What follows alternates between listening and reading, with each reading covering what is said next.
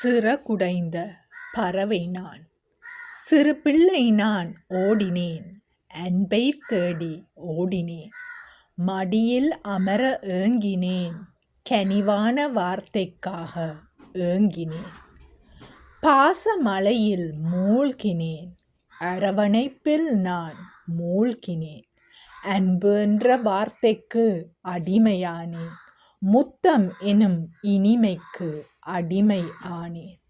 அவர் மடி எனக்கு சொர்க்கமானது, அவர் உடல் எனக்கு சுகமானது, சிறுமி எனக்கு அது இரத்த உறவு, அவர் தொடுகை பாச உறவு.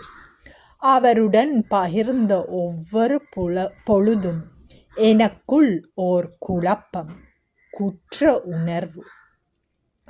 அவருடன் அனுபவித்த சுகம் எனக்குள் நான் புதைத்த இரகசியம்.